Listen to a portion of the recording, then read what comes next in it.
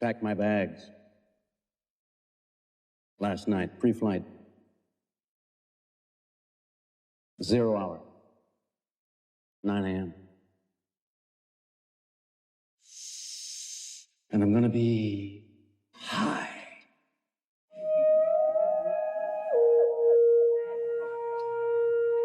As a kite by then.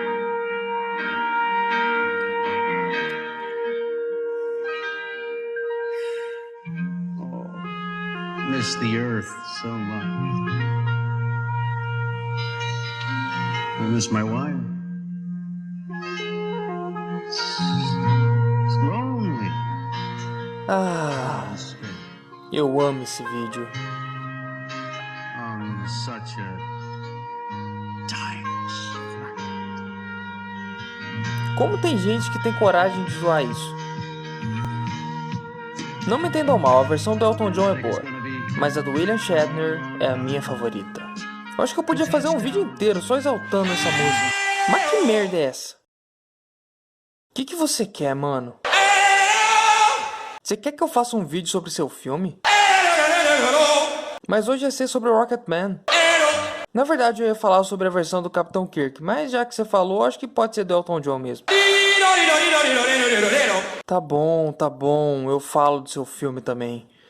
Mas você sabe que eu acho o seu filme uma merda, né?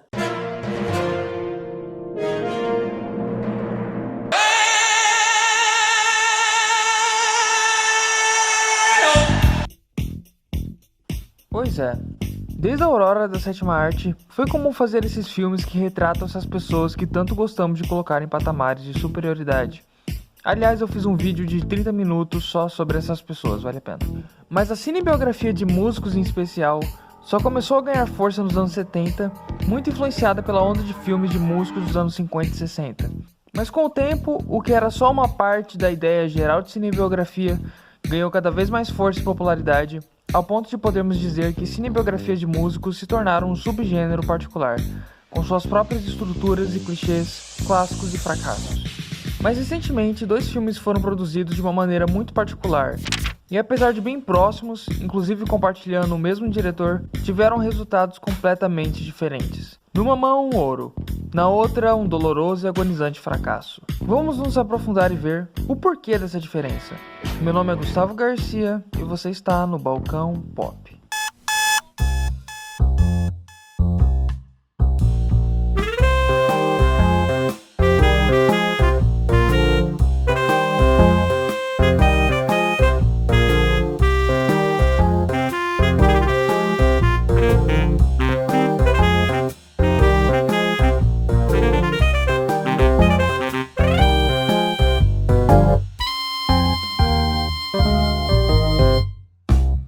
Desde o início, Bohemian Rhapsody enfrentou inúmeros problemas de produção. A versão inicial anunciada seria produzida, dirigida e estrelada por Sacha Cohen, que não só se parece muito mais com o protagonista, como é um artista com visões bem particulares, e provavelmente renderia um filme no mínimo interessante. Mas os produtores, juntamente com Brian May, que estava decidido em usar esse filme pra zoar o Freddie Mercury quando encontrasse ele no pós-vida. Haha, tu viu o que eu fiz com o teu filme, cara? Vai tomar no cu, meu irmão, nunca te fiz nada não.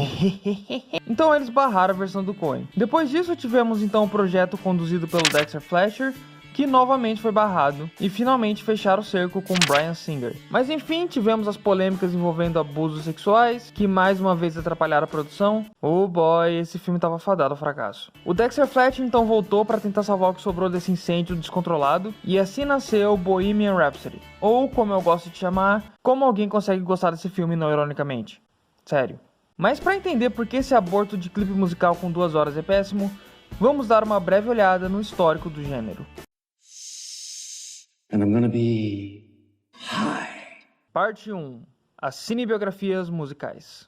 Esses tipos de cinebiografias foram relativamente populares nos anos 70, mas começou a gerar seus grandes frutos mesmo no fim dos anos 80 e anos 90 inteiros, com alguns filmes excelentes e cheios de personalidade como The Doors do Oliver Stone e Sid Nance do Alex Cross, e outros filmes menos estilizados, mas ainda assim ótimos, como La Bamba e o da Tina Turner. Mas então os filmes foram se tornando cada vez mais uniformizados e batidos, concretizando uma estrutura que atualmente já foi usada à exaustão. Tais filmes quase sempre começam com uma apresentação musical do artista, depois mostra a infância sofrida, de preferência algum trauma de infância, aí aparece um produtor babaca, o artista começa a subir na vida rapidamente, se mete em drogas e vícios, a playlist com as músicas mais famosas dele fica tocando no fundo, e no final ele se redime ou acaba morrendo. Quando chegou nos anos 2000, essa fórmula já tinha sido tão repetida que o gênero já não tinha nada de novo para acrescentar, e quase ninguém se interessava em investir em uma nova cinebiografia, pelo menos não artisticamente. Até que, respectivamente, em 2005 e 2006, dois filmes abalaram as bilheterias e premiações americanas: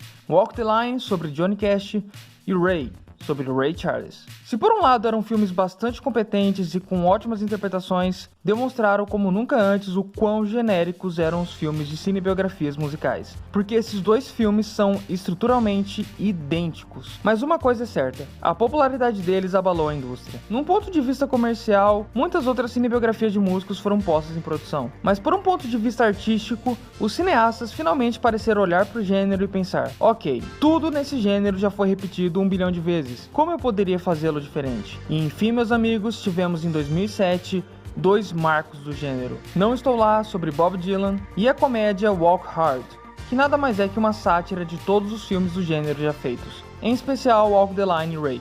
Começando por Não Estou Lá, temos um filme extremamente psicodélico, poético, não linear e abstrato, que tenta emular não apenas a poesia de Dylan, mas também a complexidade de sua vida. É um filme brilhante e original, diferente não só de tudo que já tinha sido feito no gênero, mas também do que Hollywood em geral estava fazendo na época. Já o Walk Hard... Give him a minute, son.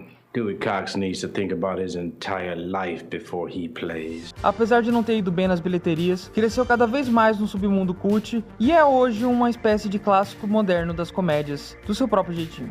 Há pelo menos uma cena genial para cada convenção de gênero já vista anteriormente. O filme faz com que você comece a ver todas as outras cinebiografias com um olhar de chacota e absurdo. Eu recomendo fortemente que todo mundo veja esse filme e depois tente assistir uma cinebiografia convencional sem rir. É bem difícil. O filme destrói todos os clichês de cinebiografias musicais já feitos. E com esses dois filmes se iniciou uma nova fase no gênero. Cada vez mais cineastas independentes ou com visões artísticas fortes contribuíram com sua visão para o mundo das cinebiografias musicais. Tivemos Love and Mercy, Control, Piaf, além de uma grande produção de documentários excelentes sobre músicos, como Amy e O Que Aconteceu a Miss Simone, além da série Remaster da Netflix. Esses documentários têm feito abordagens fantásticas de carreiras musicais de uma maneira que cinebiografia nenhuma conseguiria fazer. É claro que de vez em quando sempre acabava saindo algo genérico e descartável no meio disso, mas foram sempre casos menores e com pouca atenção da mídia ou público, então dava pra deixar passar. Até o filme do Queen. Parte 2. Por que Bohemian Rhapsody é uma afronta à raça humana?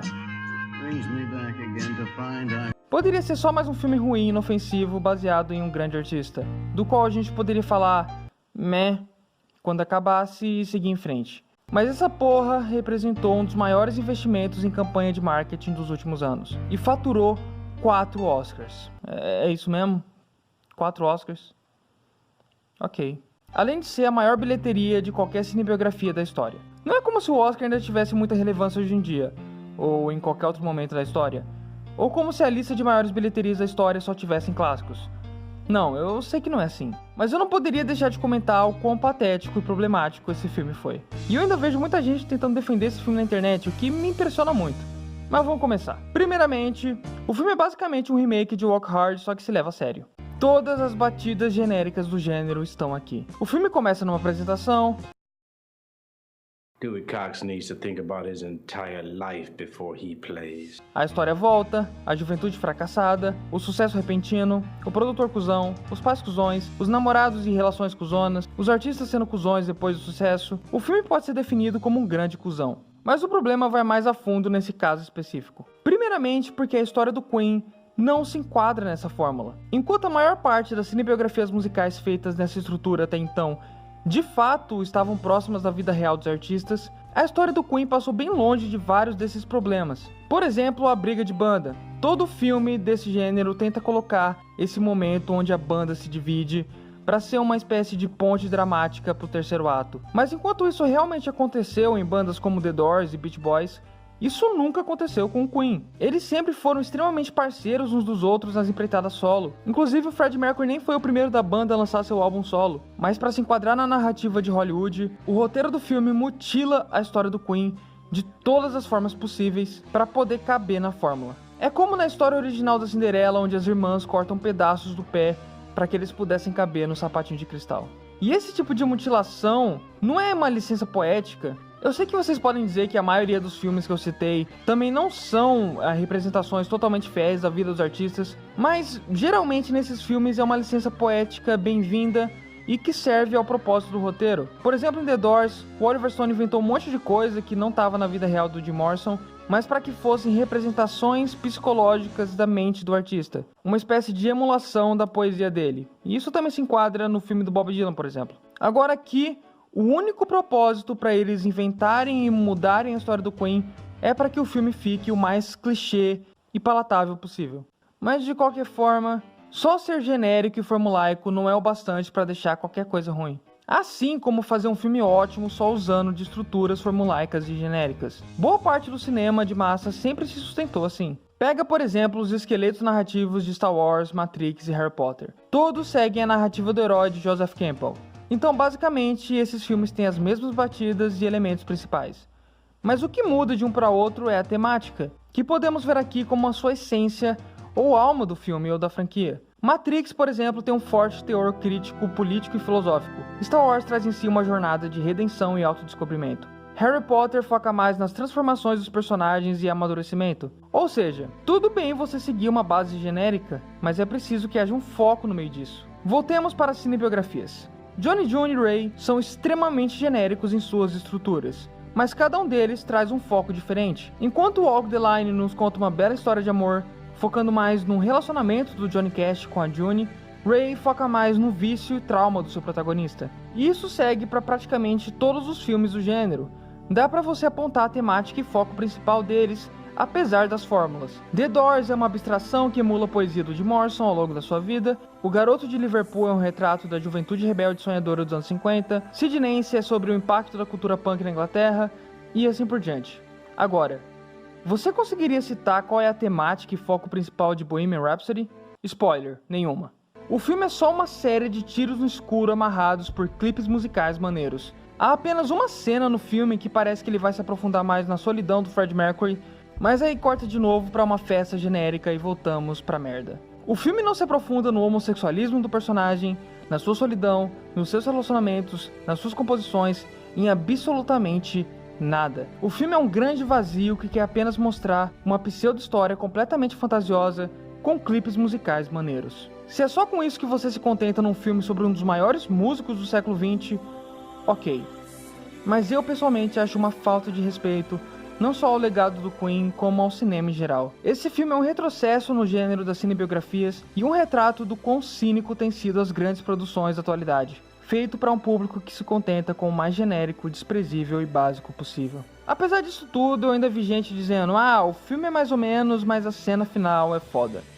Sério? Uma plateia de CGI com reações artificiais e um lip sync de músicas boas conseguiram te emocionar? A apresentação original já existe e está disponível no YouTube. A versão dramatizada e piorada da apresentação só tem o mérito de ser o vídeo TikTok de Instagram mais caro já produzido. Nossa, até esses vídeos são melhores. Isso me faz querer dizer também que, não me levem a mal, o Rami Malek não se saiu muito bem. E definitivamente não mereceu o Oscar. Não que isso seja culpa dele, ele claramente está dando o máximo que ele pode. É um problema de direcionamento na direção, que parece que aceitou todas as cenas dele no primeiro take, e de roteiro que mal dá falas pro personagem. É sério, ele deve ter tido uns 5 diálogos no filme inteiro. E todas as falas do filme são sem nenhuma profundidade. Todo o diálogo desse filme se resume a frases de efeito baratas. Haha, Queen é foda, nossa, nós é muito foda. Haha, você transa rápido. Essa música vai ser um sucesso. Let's rock, baby. Puta merda. É pedir demais um filme do Queen que não tem uma profundidade menor do que a de uma panqueca? Depois da decepção que eu tive com esse filme, eu perdi completamente a fé no filme do Elton John e na humanidade. Mas felizmente eu estava errado. Dexter Fletcher aparentemente deveria ter uma ótima visão pro filme do Queen quando ele foi impedido de realizá-la. E não tem culpa de ter tido que finalizar os retalhos deixados pelo Bryan Singer. Aqui, por outro lado, ele teve a chance de mostrar com quantos paus se faz um filme foda. E bem, são alguns. I think Parte 3. Surge do espaço o Homem-Foguete para nos salvar.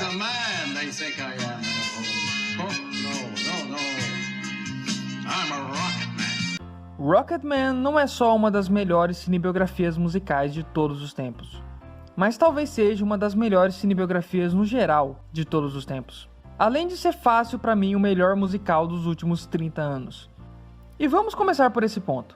É incrível pensar como em tantos anos de cinema, ninguém tenha tentado fazer um verdadeiro musical em cima de algum artista. Mas eu fico feliz que essa ideia tenha surgido justamente com Elton John, que é um dos grandes produtores e compositores da Broadway da história recente. Isso me lembra a cinebiografia do Chaplin, onde alguns momentos do filme emulavam cenas típicas das comédias do Carlitos, como uma forma de dizer ao público que a obra do Chaplin é tão inseparável da vida dele, que se não fosse retratado daquela maneira, mesmo que não tão realista, estaria faltando algo no filme. E é isso que é feito aqui. A música de um artista é tão inseparável dele, que a melhor forma de contar sua história é através dela. Um conceito extremamente simples, mas que nunca havia sido feito no gênero, e funcionou perfeitamente. Isso já quebra inúmeros problemas que esses filmes normalmente têm. Agora os roteiristas tiveram liberdade para não se preocupar com a cronologia do lançamento das músicas ou com cenas supérfluas que só existem para que música X fosse tocada. Aqui, todas as músicas têm um peso não apenas emocional para com o público, mas narrativo e dramático, e também estilístico. Esse filme é um dos espetáculos visuais mais impressionantes que eu já vi no cinema em pelo menos 10 anos. As coreografias, o design de produção, as luzes, as cores, o filme alterna entre o psicodélico, o fabuloso, o íntimo, o absurdo e o dinâmico. As atuações são fantásticas.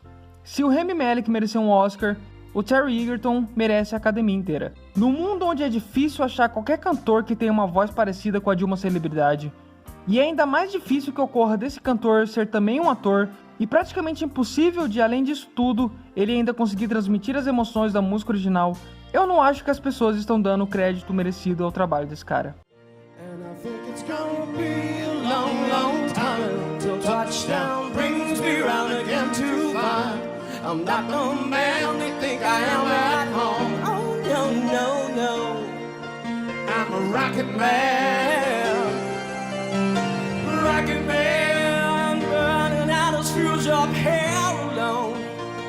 Não é só uma voz parecida ou uma imitação, é uma interpretação musical que fica pau a pau com a do próprio Elton John. E além disso tudo, ele ainda se parece com o Elton John. É um achado em 10 bilhões.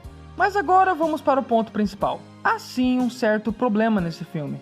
Ele tem uma estrutura e elementos tão genéricos quanto os outros filmes que eu já citei aqui. Começa com uma apresentação, vemos a infância, juventude fudida, sucesso repentino, empresário cuzão, familiares cuzões, brigas com os amigos, sucesso subir na cabeça, vícios, ok.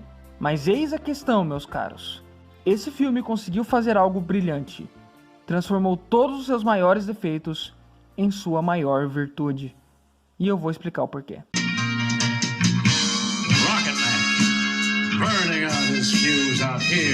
Parte 4. Rocketman e um insight psicológico.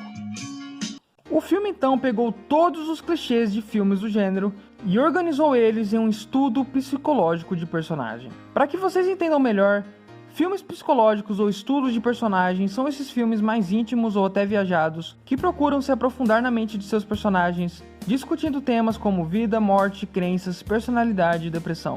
E temos como grandes exemplos disso vários filmes de Woody Allen, todos os filmes do Charlie Kaufman, Divertidamente, e outras obras de diretores como Darren Aronofsky, Paul Thomas Anderson e Ingmar Bergman. Peguemos de exemplo esse início de Anyhow de Woody Allen, por exemplo. There's an old joke. Two elderly women are at a Catskill Mountain resort, and one of them says, "Boy, the food at this place is really terrible." The other one says, "Yeah, I know, and such small portions." Well, that's essentially how I feel about life. Full of loneliness and misery and suffering and unhappiness, and it's all over much too quickly. Ou essa cena de adaptação do Charlie Kaufman. She hates me. She's disappointed. I could see it in her eyes when we met. I've got to stop sweating. Oh, she looked at my hairline. She thinks I'm bald. She's thinking I would never in a million years sleep with this guy. We think you're great. Oh, thanks. Wow, that's nice to hear. Acho que tá evidente o padrão aqui. Esses filmes nos levam à camada mental dos personagens e discute ou abertamente ou por meio de alegorias aquilo que aflige a mente dos personagens ou aquilo que os constrói. Esse gênero no cinema é muito influenciado pelo movimento psicanalítico, bem como por autores de romances psicológicos ou de filosofia existencialista, como Dostoiévski, Machado de Assis, Nietzsche, Schopenhauer e Shakespeare. Isso fica bem evidente nos monólogos shakespearianos, que discutem as inseguranças, oscilações, filosofias e comportamento dos personagens de maneira bastante aberta, colocando o leitor ou espectador da peça na mente do personagem em questão. To die. To sleep no more.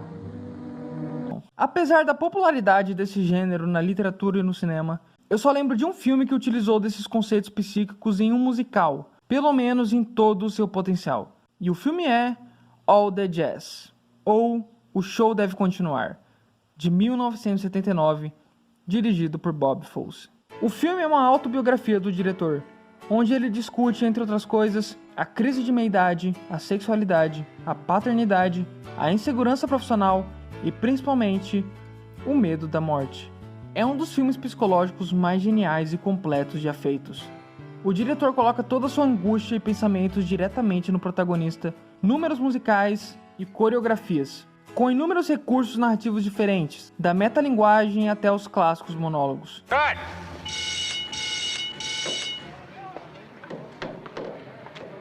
You blew it. You forgot your line. At the end of this number, you're supposed to say, what's he supposed to say? He's supposed to say, I don't want to die, I want to live. E apesar da considerável relevância desse filme no meio cinematográfico, nunca mais nenhum musical tentou tão abertamente discutir os demônios que assombram o psicológico humano da forma que foi feita aqui. Até Rocketman.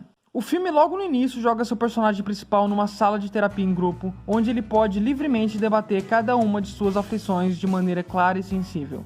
É um drama psicológico em sua essência, que acontece a todo momento de dentro da cabeça do protagonista. And I'm an alcoholic. And a cocaine addict. And a sex addict. And a bulimic. Dewey Cox needs to think about his entire life before he plays. Isso significa outra coisa. Muitas pessoas apontaram como a maioria dos coadjuvantes são extremamente unidimensionais e só servem para aspecto A ou B da jornada do Elton. Isso seria um problema em qualquer outra cinebiografia, mas aqui faz total sentido. Como tudo aquilo que vemos é um xiste representativo das emoções e embates psicológicos na mente de Elton John, os personagens coadjuvantes são justamente isso, arquétipos que ilustram determinados sentimentos. Da mesma forma que em Divertidamente cada emoção é um arquétipo unidimensional de uma parte do cérebro da Riley, aqui cada coadjuvante ilustra uma angústia ou embate interno do personagem. A mãe representa sua busca por aprovação. O namorado abusivo e empresário cuzão representa o lado negro do sucesso. O seu amigo representa sua criatividade e tato artístico, bem como seu amor. Seu pai é a hostilidade do mundo para com ele, e seu eu criança representa sua inocência perdida. E assim por diante. Além disso, o fato do filme ser inteiro contado apenas por Elton, literalmente de dentro da sua própria mente e universo particular, faz com que todos os acontecimentos do filme ganhem um aspecto subjetivo e ilusório. Ou seja, tudo o que vemos pode ou não ser verdade. Só por terem colocado a trama em um contexto de drama psicológico, todos os clichês e problemas típicos de uma cinebiografia se tornaram elementos complexos na construção do personagem e um quebra-cabeça para a gente entender como ele interpreta e avalia o mundo. E isso torna ainda melhor certos detalhes, como o fato de não apenas o Elton cantar no filme, mas sim todos os personagens, para vermos como cada um é interpretado pela mente de Elton John. É lindo ver que o Elton John exigiu transparência em relação aos podres da sua vida no filme. Enquanto isso, Brian May jogou todos os podres do Queen para debaixo do tapete. Eu tenho certeza que Freddie Mercury se envergonharia de Bohemian Rhapsody se estivesse vivo. Essa diferença de método é parte essencial para a gente entender como duas obras tão próximas em termos de produção e equipe tiveram resultados tão diferentes. Enquanto Bohemian Rhapsody não se aprofunda em nada de seu protagonista, Rocketman traz um dos insights mais profundos e complexos de um personagem que eu já vi em muito tempo. É um filme com tanta intertextualidade e alegoria, mas simultaneamente tão fácil de digerir, assistir e se divertir no processo. É tudo que você poderia querer do gênero e muito mais. E é também um filme necessário. Numa época em que os estúdios se contentam em entregar o pastiche mais básico e simples possível, apenas visando a sua carteira, ver alguns filmes como esse se manterem imaginativos e minuciosos na sua execução é muito refrescante. Mais do que ficar falando mal de Bohemian Rhapsody, eu queria fazer esse vídeo para exaltar e contemplar essa pequena obra-prima do cinema recente. É por filmes assim que eu me apaixonei pela sétima arte. Ok, o vídeo tá bem bonito. Acho que é um bom momento para a parte que vocês mais estavam esperando. A hora da conclusão do vídeo. Na verdade, eu já falei tudo que eu precisava falar, na real. Então, já que não vai ter conclusão, me sobra tempo para finalmente fazer a coisa que eu sempre quis fazer na minha vida. Com vocês, o meu cover de Rocketman do William Shatner. She packed my bags. Last night, pre-flight. 0 hour. 9 a.m. And I'm gonna be high as a kite by then.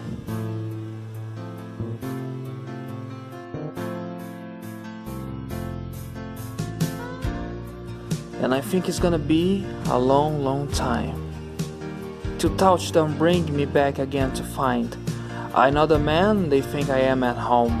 Oh no, no, no. I'm a rocket man. Rocket man, burning out these fields out here, alone.